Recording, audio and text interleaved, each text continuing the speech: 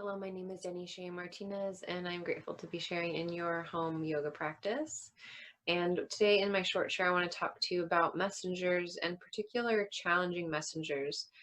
I got some feedback about messengers and what do we do when they're challenging? How do we welcome those, especially if they are things that are certain desires or cravings that might not necessarily be healthy?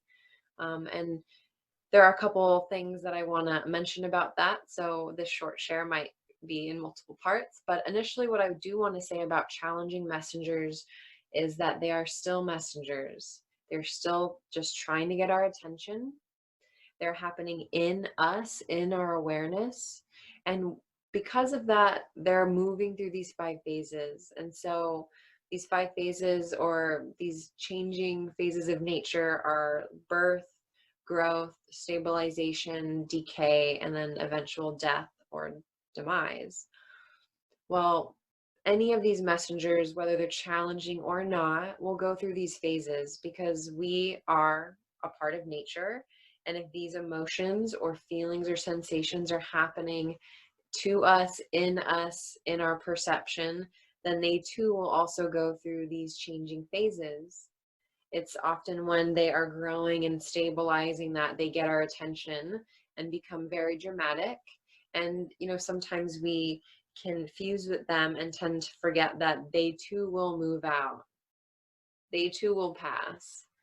These challenging messengers, or what feel like unwelcomed guests, will over time shift.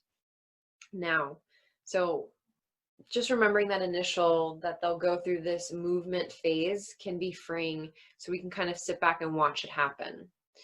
Now, if there's something more that you'd like to do, there are a couple of ways that we work with challenging messengers.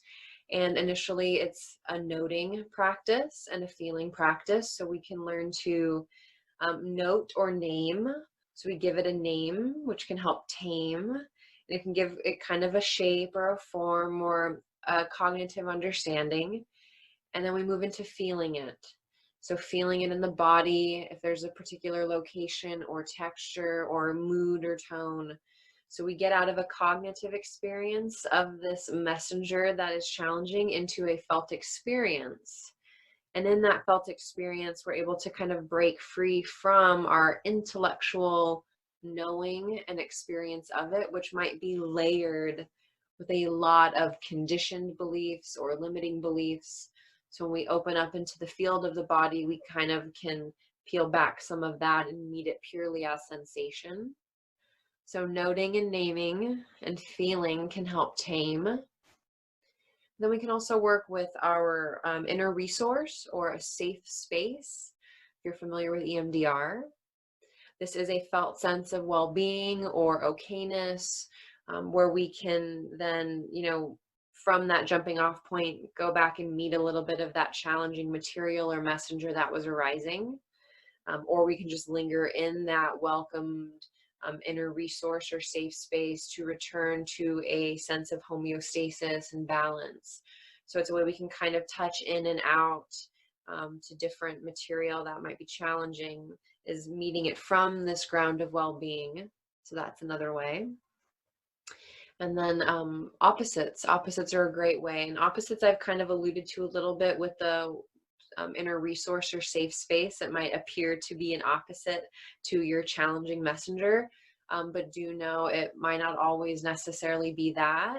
An opposite could be a bit more obvious. So say I was feeling sadness, I might invite a messenger that is the absence of sadness, or if this sadness wasn't here, what would I be experiencing? And that might be just okayness, that might be a sense of joy or a sense of well-being.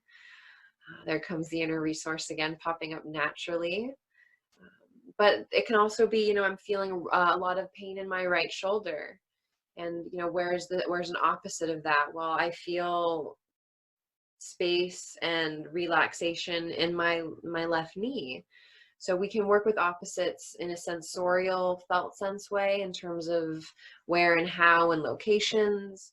We can also work with it more of a intellectual or cognitive labeling and knowing of sadness and the opposite of, or if that was not present.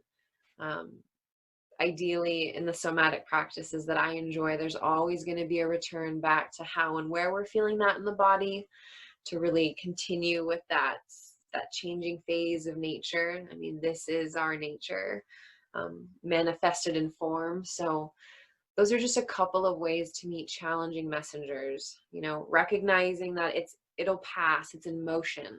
See if that can soften some of that overwhelm and intensity. Then we have naming, taming, feeling, really experiencing it in the present moment in that way.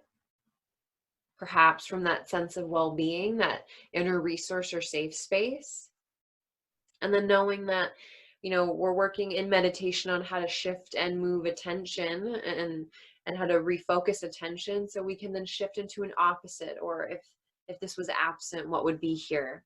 So those are just a couple of ways. There are a few more, but we'll just start there. Each of these can be looked at in depth, but just want to give you a little short share on welcoming challenging messengers. I do hope that you found this helpful, and thank you so much for listening.